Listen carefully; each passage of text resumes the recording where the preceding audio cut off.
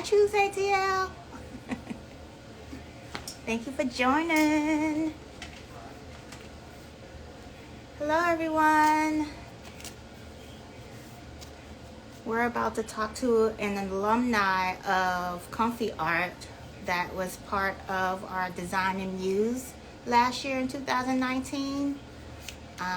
So I'm excited to see what she has been doing.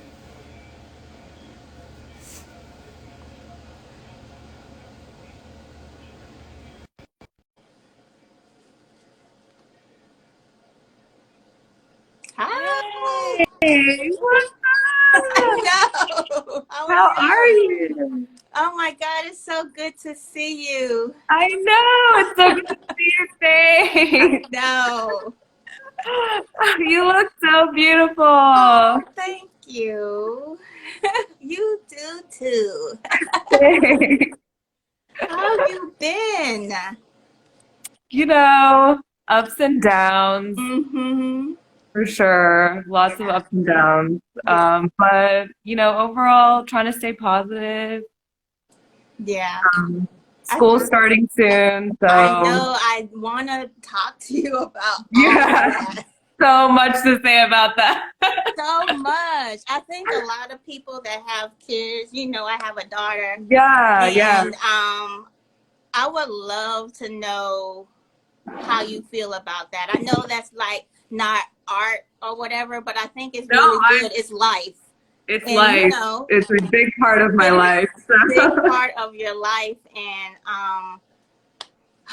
I just pray for all of you guys, all the teachers and the staff and bus drivers, everybody that's part of the whole ecosystem of educating our kids is just like really in jeopardy right now, and a lot of states still don't know what they're going to do I know it's really right now. So let's first, before we get on to the heavy, let's really just tell who you are, okay. what's going on. Let's just start on that. Sure, sure. So I'm Farah Matani. I'm a special ed teacher. It's gonna be my 10th year. Oh my God, my 10th year teaching now. And I'm also an artist. I've been an artist all my life, and I'm that kind of artist. Like artists like to learn things. So I'm always learning something new and different. And I have like phases in my life of what I'm focusing on. And like, when I met you, I was doing a lot of painting again. And now, recently I've been focused more on photography again and modeling. Yeah. And I'm sure you've seen me doing Yes, I love it. TikTok dances. Yes. I'm so addicted. But yeah, I feel like that's like what I've been focusing more on, and it's easier. It's like really helping me get my emotions out in a different way, especially since we're going through such a different thing, like lifetime right now. Yeah. So it's helping me really. It's like, it's always been therapy for me, Yeah. all kinds of my artwork has been therapy. So it's a great form of therapy. And I still go to therapy as well, which I Right. advocate for. Everyone should go Right. to therapy. It's important. I wish it Right. was more affordable, but that needs to change. Another thing that needs Hmm. to change. Right. Yeah. So you doing a lot just in your regular life. Yeah, I mean, I just try to stay busy, because it's like I had to in the beginning it was like nice because I'm an introvert already, so I already do the same stuff, like staying at home and like doing my own thing, whatever. But then I started realizing like I needed to change my routine, just making it more active Hmm. because sitting on the couch all day is Right. not good. Right. I gained so uh, much weight. I'm just now yeah, like for getting into real. Like, losing the weight now. So yeah, same. Like I've been making sure that I do something active every day. So like the top like three things I've been doing are Hiking. I try to go hiking a few times a week. Biking for sure. And then just like exploring with some friends and taking photos, exploring with Yeah. photography friends, that's so like a lot of walking around. Right. So just being active and outdoors every day, one of those three things mainly. And it's really helped me a lot. Yeah, I've done the same thing. I bought a pass to Stone Mountain this year so I can just go up there. It's a pretty long drive from where I am, but Yeah. it's worth it once you get there and you just be out and about. You know what I mean?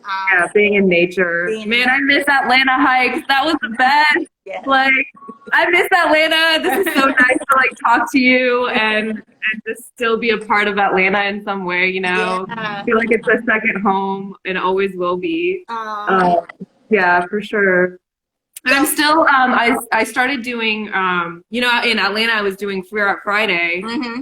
and the event. So as soon as I moved here, I started it here, and it's been good. going really great. We obviously haven't had events the past few months, but I'm still hosting in Atlanta as well. So even though I'm not there, the events are still happening over there.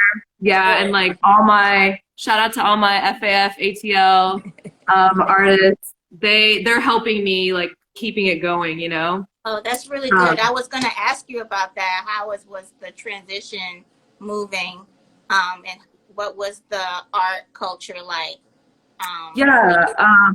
It's Houston's such a big city compared to Atlanta, so it's definitely harder. And because it's so big, there's so many different pockets of Houston and like a lot of different artists. And that I feel like that's why I started with the ComfiArt Friday, to kind of like find those artists first, because I already know I can connect with them because they're really open to like collaborating, and I love doing that. Yeah, so that's helped me a lot, really find those artists and branch out more. And recently, we do our events at the same bar. It's a bar in Montrose, Grand Prize Bar. Shout out to them. And recently, I found another sports bar in Houston, and they've kind of given me permission to find artists to fill up all their walls. Oh, nice. So like, I painted a wall and I got a few artists to start, but when they open back up again, I'm going to get that going again. So, just helping artists get like opportunities still over here. It just feels good to do that. I love doing things like that. Yeah. Just helping them and helping each other and, getting to know, and you learn so much. Like, right. I started modeling more, like. Right. Your pictures are so fire. Thanks. I was like, look at her. Okay. I never thought I would do something like that. Like, I've always been behind the camera, and being in front of it, it's like, okay, like I was encouraged by, some close friends, and I just ran with it. And now I realize like it really is, it's a whole other, form of expressing my emotions. And I feel like I can do both now because I have my camera and I can set myself timer and go take my own pictures. So. Right. Yeah, and it's so crazy because I just on my camera phone on my iPhone, like I'm just noticed using the timer on it now. Yeah. So it's just like I don't need anyone. Exactly. I don't need anyone. Independent women. Right. Oh boy. Right. I know, it's so crazy.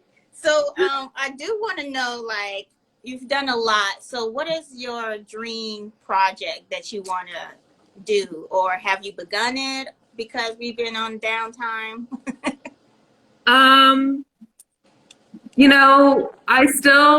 My biggest dream project is still mental health and doing something with that. And I haven't, because it's just my first year back home and in a new school, I've been just so focused on that right now. And like, Houston's always been home, but you know, when you come back, it's like starting all over again. Right.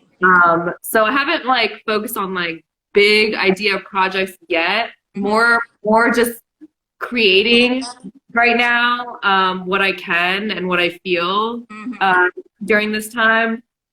But yeah, mental health and art are always my number one thing. You know, that's my everyday, teaching special ed kids and myself having, you know, learning differences and anxiety and a lot of stuff. And so, yeah, that's definitely always the goal. Like it's always towards that. Right. So what would you tell like other artists? You have said about, you know, being in therapy and all of that stuff. Like, what would you tell other artists that would help them, you know, if they need that type of direction to go or guidance to go to? You know, what are some tips to kind of like get into that? Yeah, sure. One really important thing I tell people that are actively like are ready to look for a therapist.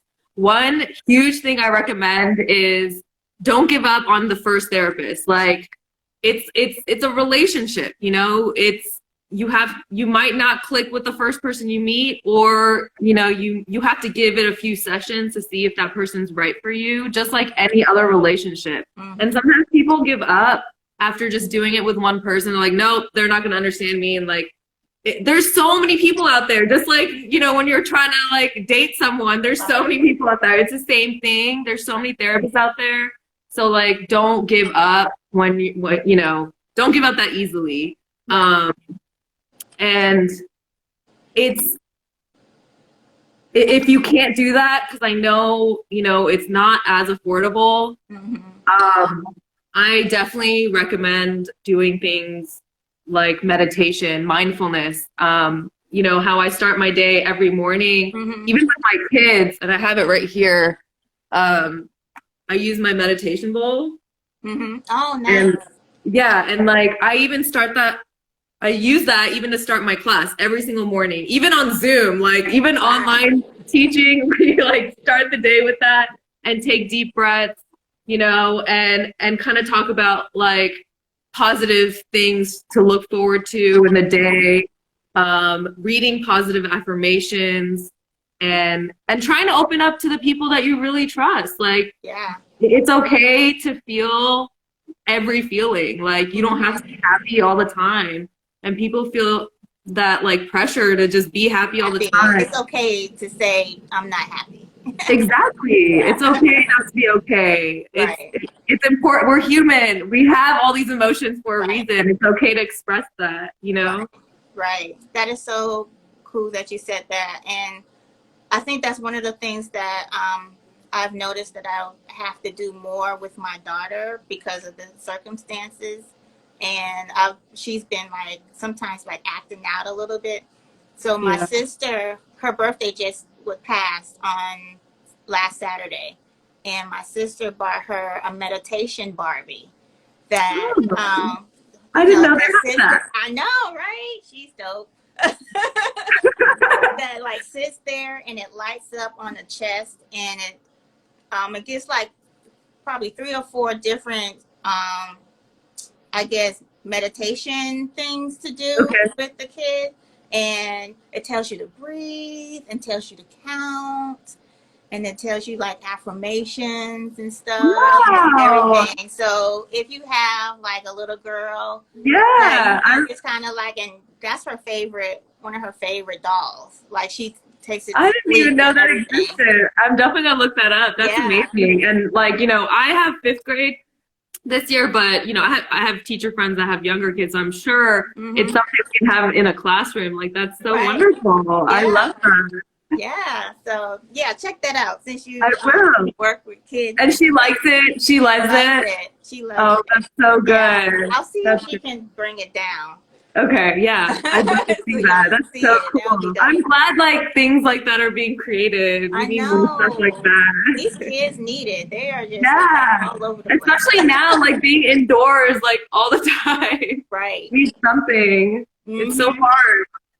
I'm speaking of like kids, like it's so hard for my students to just sit in front of the screen like all day long. Gosh. So tell me, let's get into that. So Yeah. like you're a teacher.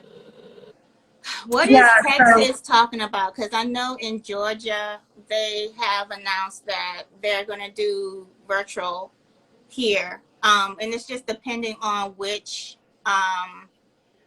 county that you're in.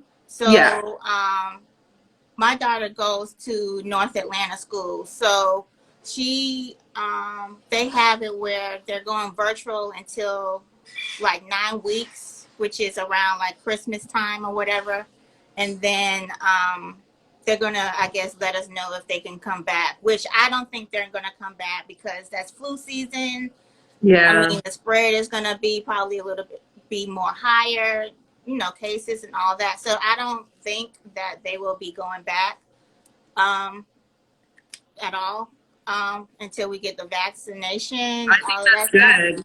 I think Yeah. So that's and then better. like, what is Texas doing? How are Yeah. they? So I know that it's kind of similar, by county. Mm-hmm. And in my county, if we're in the red zone, then we're remote. Mm-hmm. So as of now, I don't work at a public school. I work at a private school. Okay. So I'm definitely like thankful of that. Public, I feel like has a little bit of different rules and stuff, but we make our own decisions Mm-hmm. and also look at what everyone else is doing. But in our county, we're still in the red zone right now. So definitely going to be remote. We're already started having meetings with teachers, talking about what we're going to do, how we're going to start off the Mm-hmm. beginning of the year. My school, they did say that if we're in the orange zone, they are thinking about being back in the building, but lots of restrictions. Mm. So the kids would pretty much like stay in the same room all day, Yeah. and if necessary, the teachers would switch. And we're talking about maybe wearing scrubs to work, instead of wearing, our dresses and stuff Right. like that. And definitely having masks on. We've taken out furniture from our classroom Okay. and kind of just separating all the desks. And we are also talking about having a cohort. So like Okay. with a special ed school, you have speech pathologists and reading specialists, math specialists. So usually those support teachers kind of go help everyone in the whole school. Right. But instead of doing that, since we can't really, intermingle that much, we're making cohorts. So, all right, the 4th and 5th grade teachers are going to have this speech therapist and that math specialist, and you guys are just going to stick together and use the same few classrooms, like for whatever time we're in the building. Right. So like that's what they're talking about right now, but they keep saying also like to stay flexible. Teachers always have to stay flexible. Things are always changing for us. I feel like I would be talking about every teacher around us, but we're scared. Like it's scary to put ourselves in risk like that, being in the building when we're not in the green zone at all. I know we're gonna take precaution, and I'm really thankful that my school and my admin, they do care about our health a lot, and that comes first. Right. So we're kind of playing it by ear right now, and we are starting remote.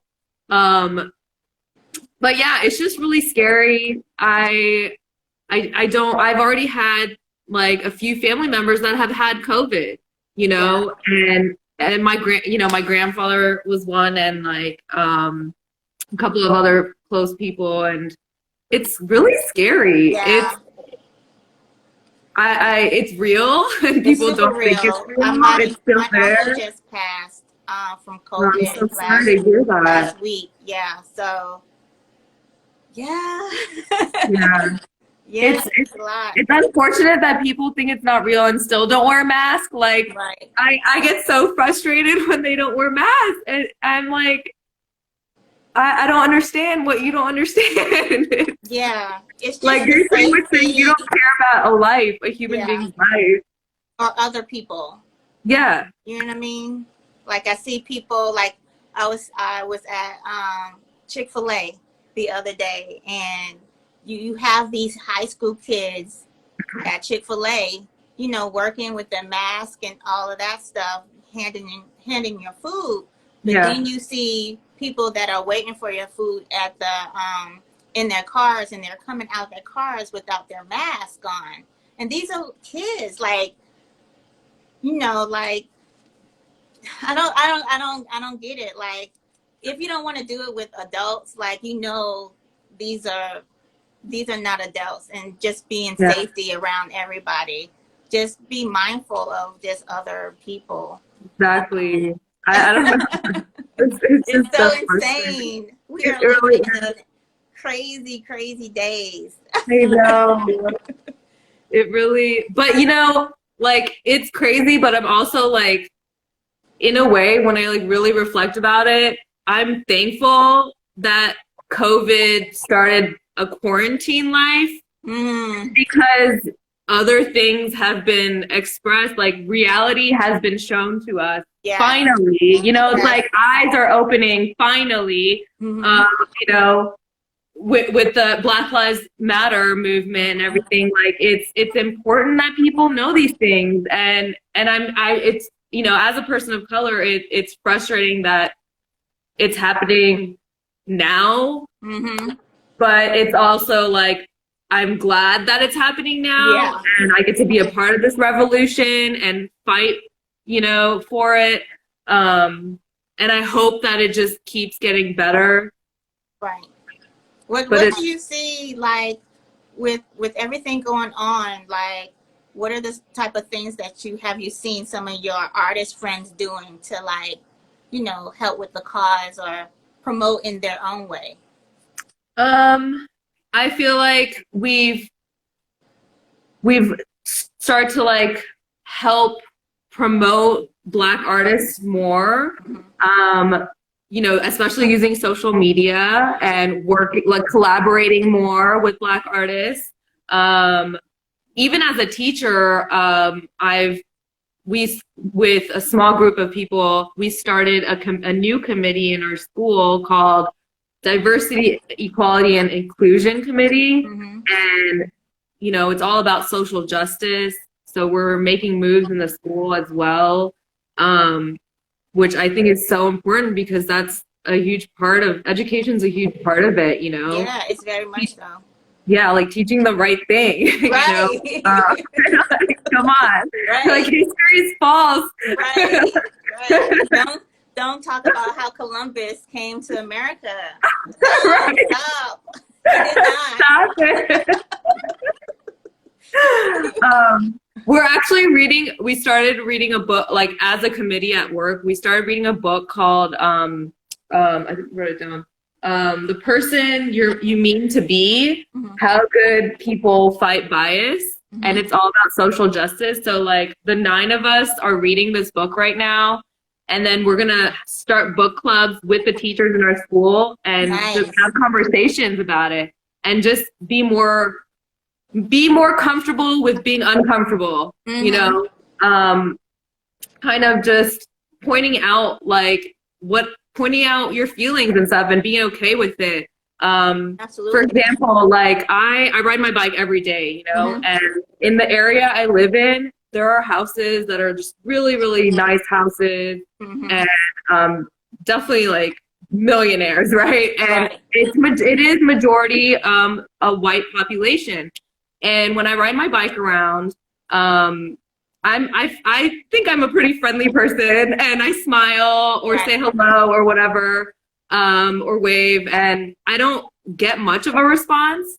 And I didn't notice it until I went bike riding with one of my best friends, and he's white, and he was with me, and we went in that neighborhood, and so many people said hello and smiled at us. Wow. And it was like, in that moment, I literally stopped riding my bike, and I was like, yo, I just gotta, like, say something to you right now. I gotta share my feelings about something right now, and you know, and just bring awareness to it. And I told him, and he was like, you know, I kind of have a feeling what you're about to say, but please express your feelings. And him being a close friend of mine, he was very understanding, and he knew what I was going to say. And all he said was so simple. He was just like, man, that really sucks. And I'm so sorry that that happens to you and that you feel that way. And just acknowledging it is so important, that acknowledgement. We need more of that. Yeah. Like for people to be aware and for people to acknowledge it. Yeah. So I'm hoping like reading this book with the teachers will help just have that conversation be more alive. Right. On a daily basis. Y'all are, because teachers are really like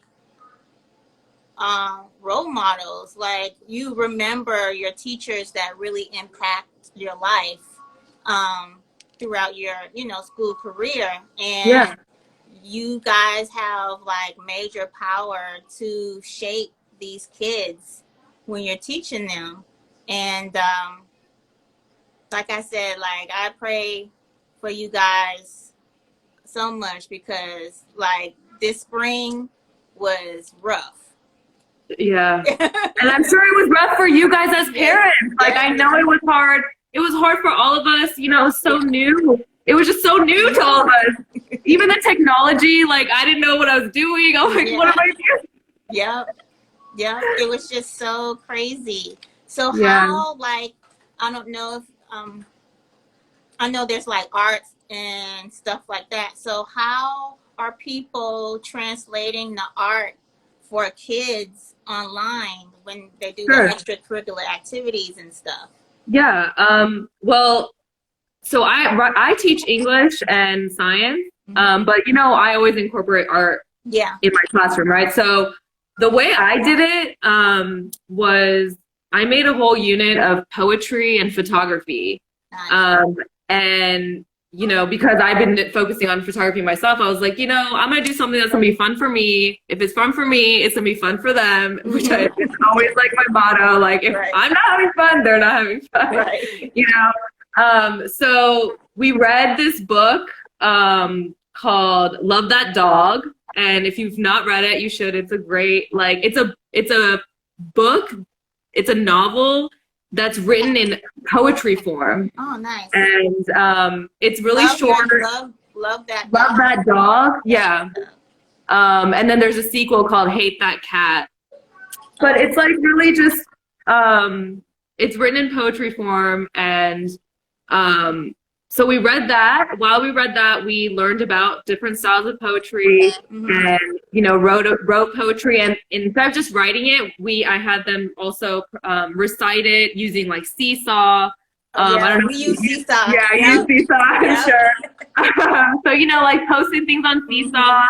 And then I always on Seesaw, I don't know if your teachers ever added like these extracurricular activities, but there's always like, make a cool handshake with your family members or like do sidewalk art and take a picture and like, that's exactly what we did. Yeah. So little activities like that I would add.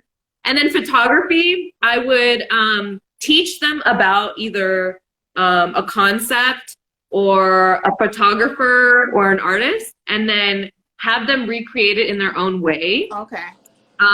So for example, I taught them about we did like a self-reflection poem and then we looked at old photos of photographers that have taken their own self-portraits, but in a reflection, like in a mirror or a pond or something that was a reflection, so that they had to do their own version of that. So they had to think of how they want to show their reflection and take a photo with whatever, some kids use cameras, iPhones, their laptop, whatever they had available.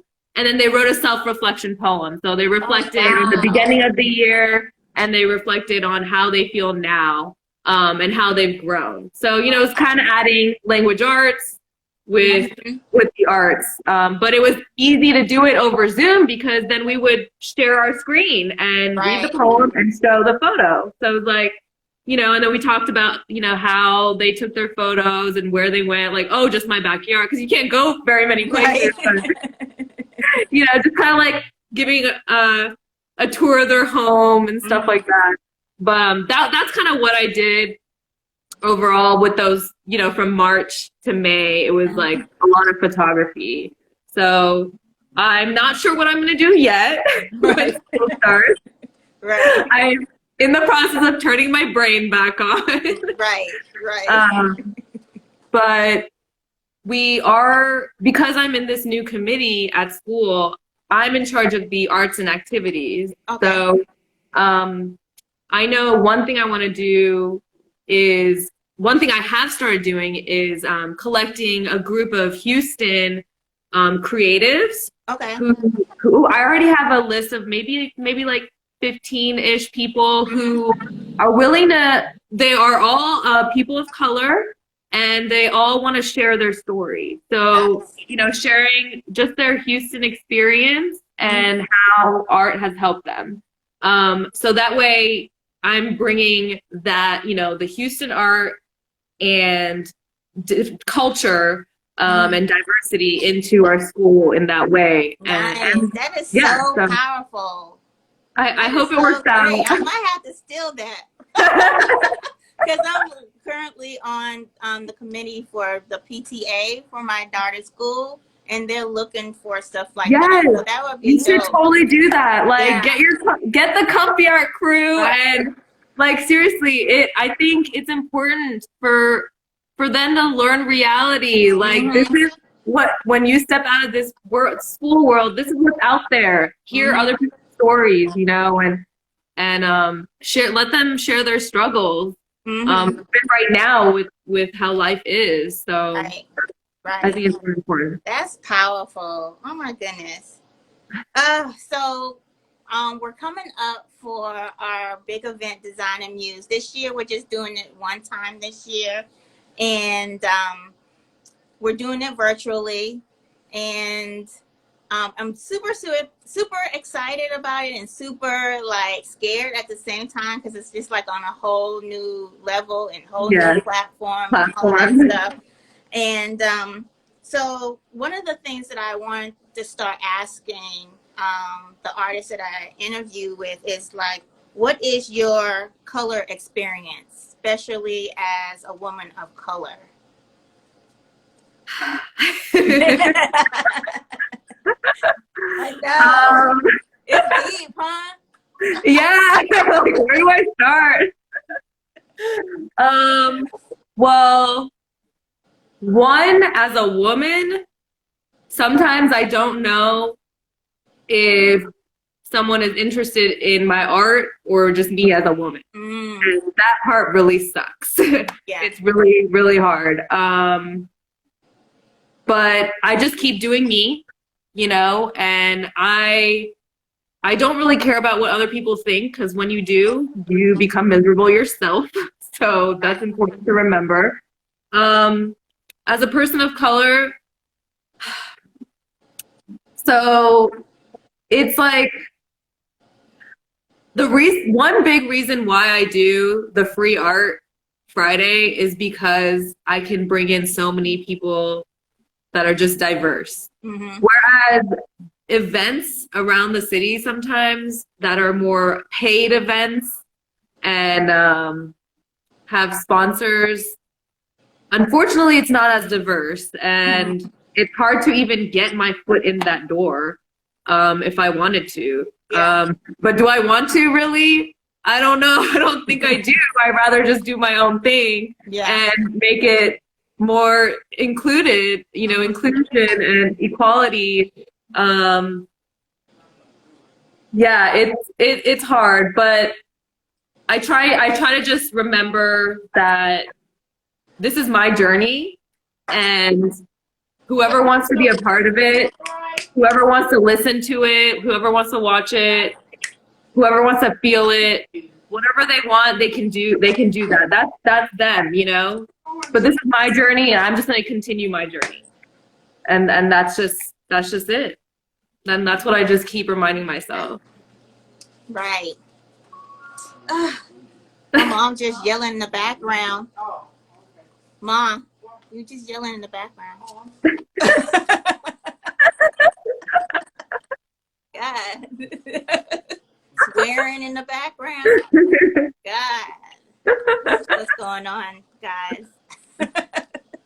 But real life. real life up in here. Yeah. I just like your whole, like, I even love like what you did last year for Design and Muse, for ComfiArt. It was really focused on like what you were feeling, what you were going through at the time. Can you tell a little bit more about that? So Yeah. So it was called Rediscovering Self-Love. And at that time, I mean, I feel like you're always discovering yourself throughout your life because you're always changing. And that's good. That's a good thing. I feel like people think it's scary or weird if you change, but it's good. And you have to remember how to love your new self or learn how to love your new self. So, you know, that the collection I did was about that. And it was a lot of just my emotions on the canvas. And I had written a poem to start off the collection. I wrote a poem first, and then the art kind of came out of that poem. I still am always talking about self-love. It's so important. And I will admit, from that time till now, I have forgotten again and had to start all over again. yeah. You know, in just that small amount of time. And I feel like a part of it was because I was moving again and I had to start my life all over again. It felt like I had to start my life over again, but I wasn't starting my life over again. I was just continuing it. And that's what I realized later, you know, and I've learned so much, even just it's been a year now. I moved last year. That's crazy. I literally moved last year. Right. And I am going to therapy regularly now, which is helping me so much. You know, and my therapist, when I first went, she was like, you know, you don't really need therapy, right? I'm like, I know I don't need it, but I want it. Like, I want to better myself every day. I want to know how I can be a better person, how I can grow every day and learn from myself every day. And I really have. I realize, like, quarantine life has helped me grow with relationships in general. Because, you know, you're just kind of stuck with yourself. Like, I live alone. So number one, I'm stuck with myself, which I'm good with. But like, I also for 3 months didn't even see my family who lives only 20 minutes away, Right. you know, because we're being safe. So that was really hard, but it still showed how strong we were as a family, even though I didn't see them, you know. It showed me who my true friends are, and always will be. It showed me that dating life is even harder during quarantine life. It is. I mean, it's already hard enough. Talk to them like over the phone. I know. Real conversations. It's already hard enough for me. Come on. No, but like it's helped me like understand how I am now in relationships and being more aware. And my two new mottos recently are being in the now and being intentional. Yeah. And I feel like that just is helping me all around, you know, as a teacher, as an artist, as a human being. But yeah, like it's been tough, but you got to keep positive and you got to keep pushing forward. Like this is your journey. Yeah. So what would you tell your younger self? Calm the F down. No, I would tell myself what I always tell myself: be patient. Like I'm such an impatient person, and I get better every year. But oh my gosh, yeah, be patient and like just when you give good out into the world, good will come back to you. You know, it will. You just gotta be patient. You just gotta be patient. And it, like, I know I'm a good person. I know I have a good heart. And it'll come. It'll come. It'll come. On its own time. Yes. not on Yeah. your time. Yeah. Yeah. You gotta trust in the universe. Right, you gotta trust the universe. It's hard. I get it. I Yeah. get it. Ah, well, thank you. This has been like a really great insight, especially on the teacher side and what you're doing to help the kids and influence them with art and stuff. That's just like so amazing. Yeah, keep me in touch with what you're doing down there. Let me know if you need any help or For anything like sure. that. Yeah. Yeah, I'm I so would even love any comfy artists to be a part of, zooming in with my school if yeah, anyone's absolutely. I'll let them interested. know. Yeah. Absolutely. I'll send out an email or when I'm talking to them in a group and stuff. Sure. I'll let them Awesome. know. Absolutely. Well, It was thank you, so good Laura. talking to It's so you. good to Love see you. you. I Miss love you you too. guys. All right, hon. All right. Bye. Bye.